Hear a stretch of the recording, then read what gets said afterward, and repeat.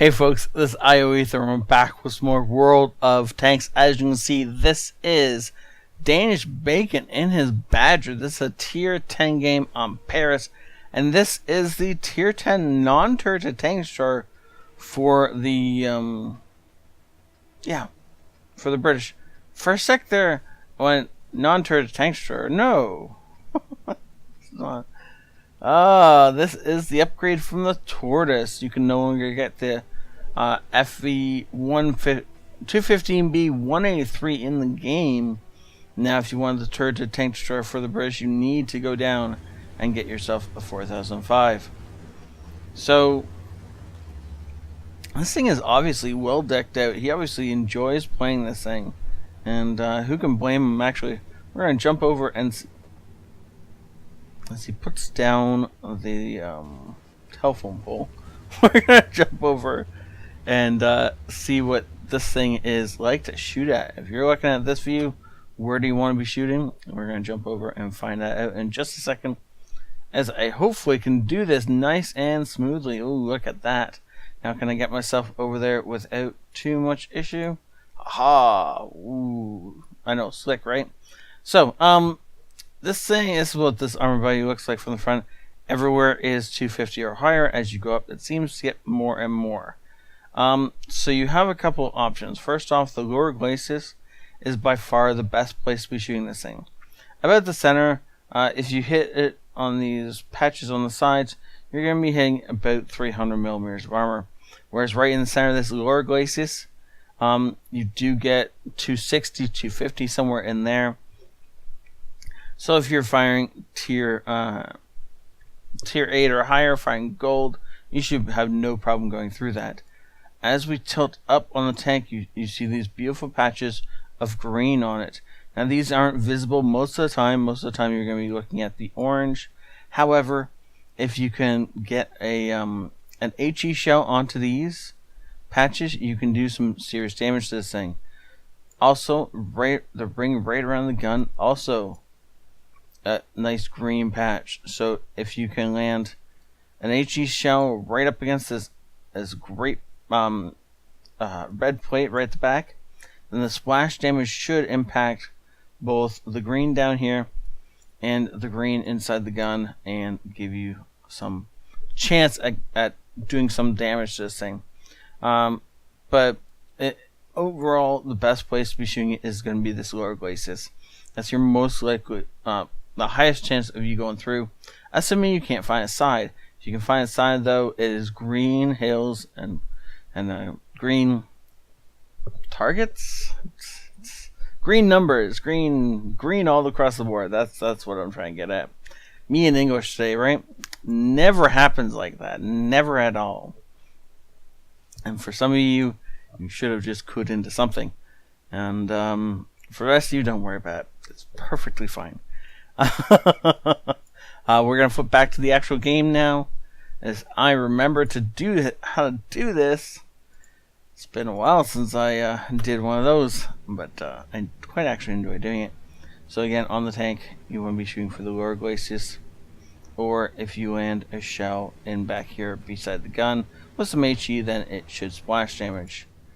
Right now he's setting up for shots all the way across. He's looking for shots even on that grill or whatever else was sitting there.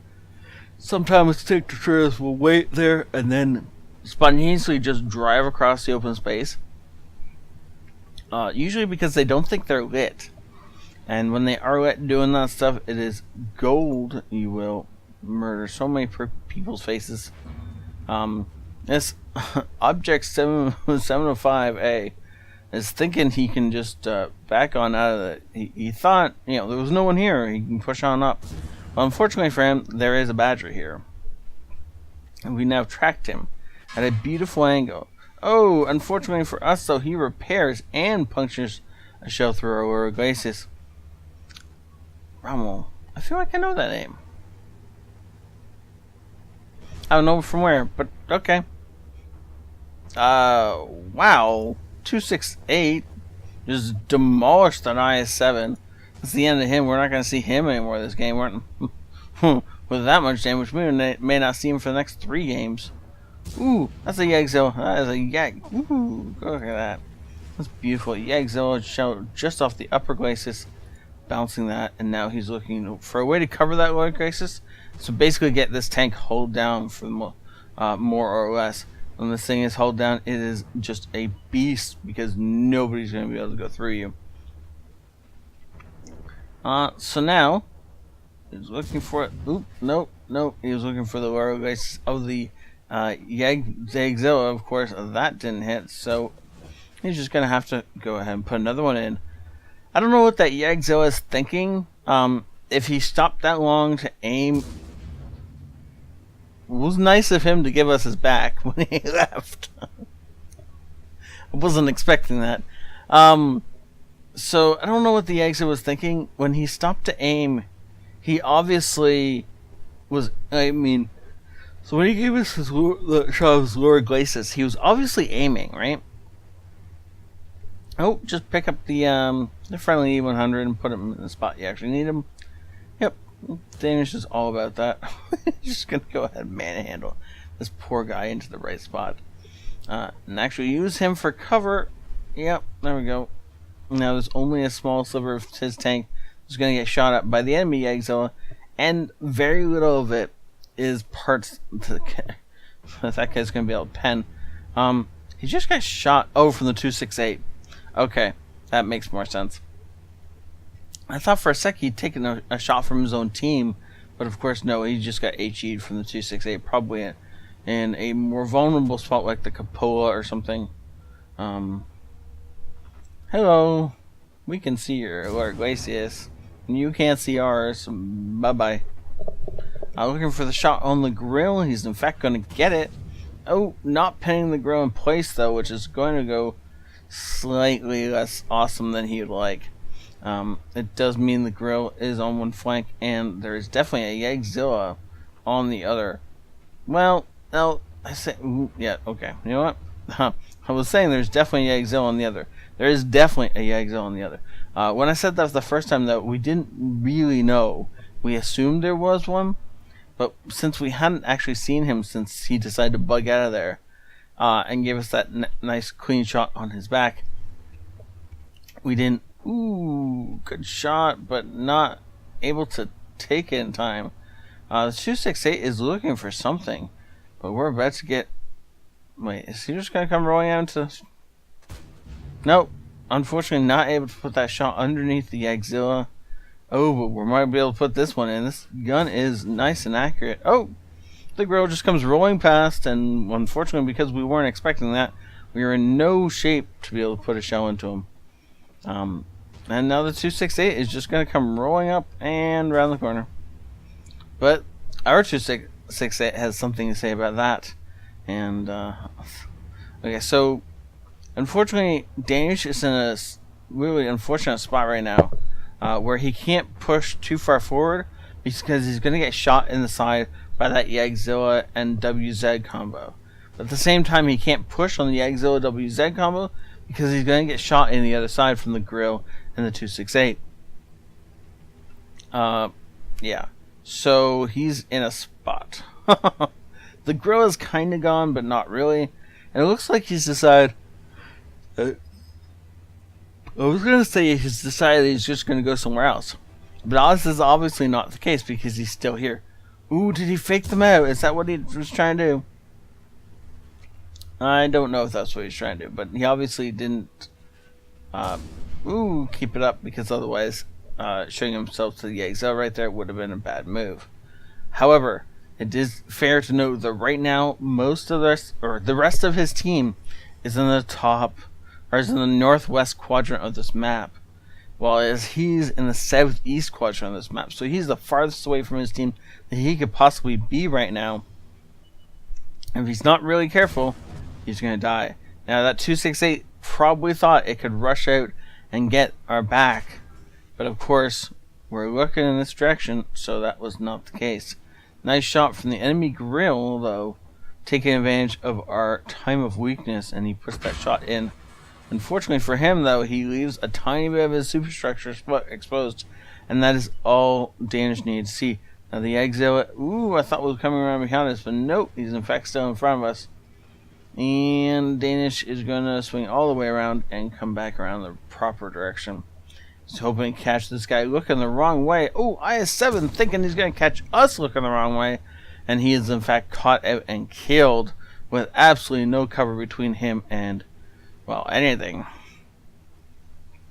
Or Charlotte, in fact, is what I was going for right there. My English is not particularly amazing this particular game. In particular, I point to the particulars of, particularly that one. I'm sorry, I couldn't help it. Our gun is down, unfortunately, because of that large repair kit is not off cooldown. We cannot put it back yet, so he's going to be fighting with a damaged gun for a little while. He's still making... I was about to say he's making accurate shots and tracking that guy, but that's not what just happened. As we missed the shot, and so the WZ was able to get a free one on us and then back out of there. It looks like we lost our object, and now is the FV215B 183, our distant cousin, who is on his way to back us up. The Exo fired at nothing, so Danish tracks him in place and then comes around with the intention of finishing him off, and is able to only put the one shell into him before he backs off. Oh no, keeping pace with him, he's going to be able to put the second shell in long before the Exo has a chance to reload. The WZ should have aggressively pushed up on us by now, but he's not.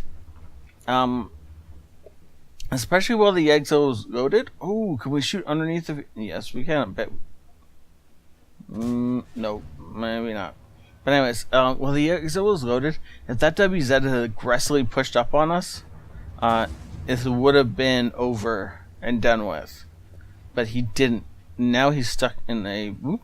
No, he repaired it.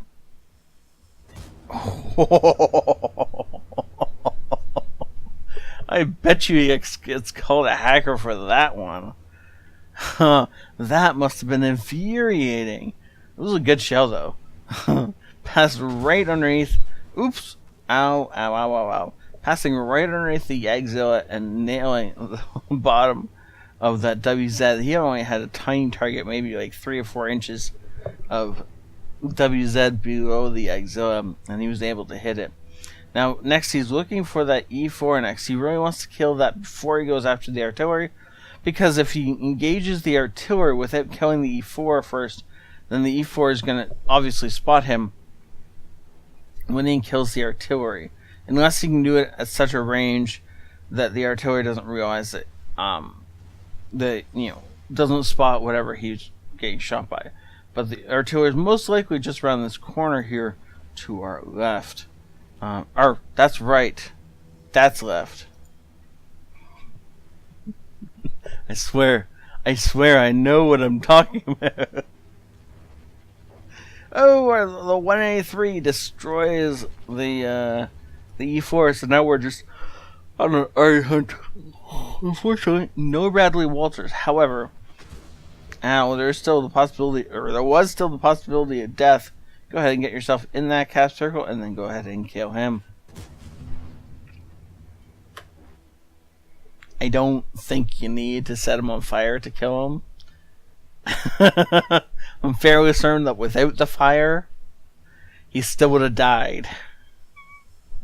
However, it does mean that we actually got the kill because he was set on fire.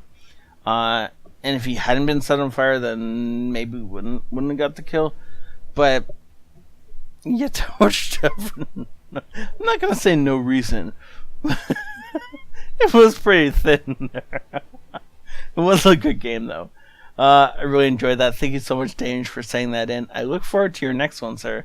Which hopefully is not going to wait nearly as long as the last one did. Or time between the last two. And, wow, congratulations on over 10k blocked and done in damage in this game. That's impressive. Thank you all for watching. Jump over in a second, I'm going to jump over and see his battle results. If any of you are interested in becoming a Patreon, then that would be really, really helpful, as Patreons are the ones that keep these channels alive, and they are awesome and amazing and epic and